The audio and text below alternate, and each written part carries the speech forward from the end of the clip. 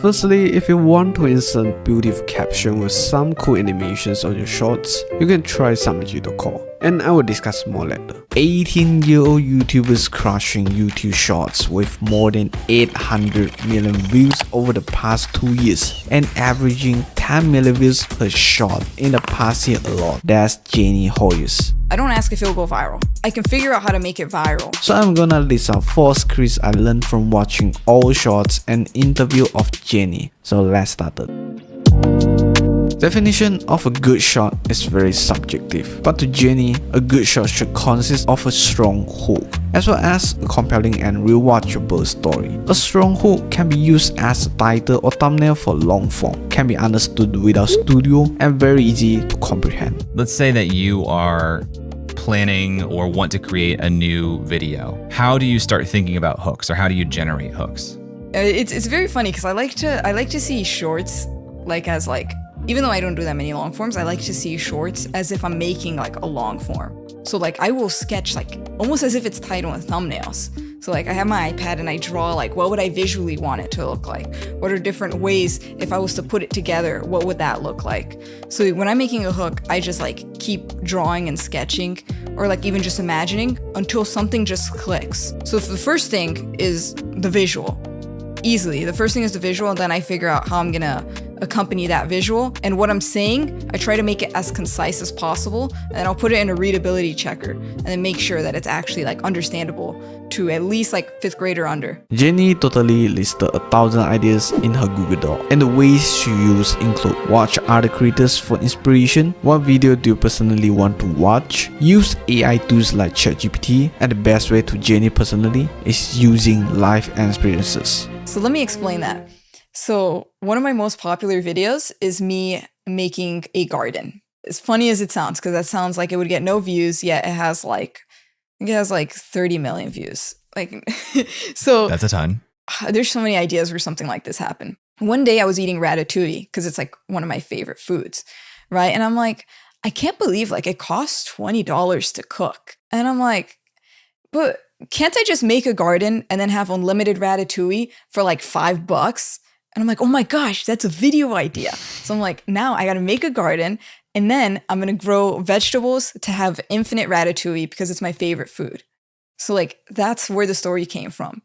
Or like another time, my grandma, it was so funny.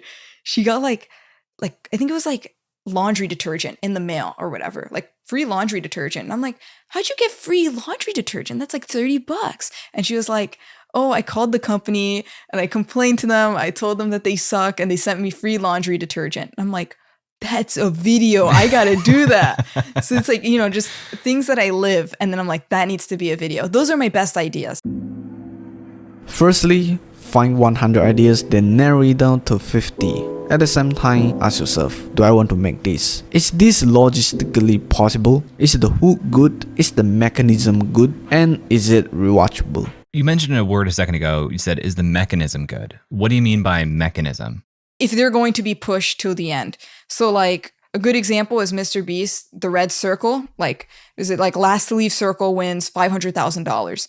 The mechanism is the circle is constantly closing. So the viewers are watching till the end. So if it was just like the circle wasn't closing, I don't know if anyone would watch to the end. They'll just skip to the end, probably.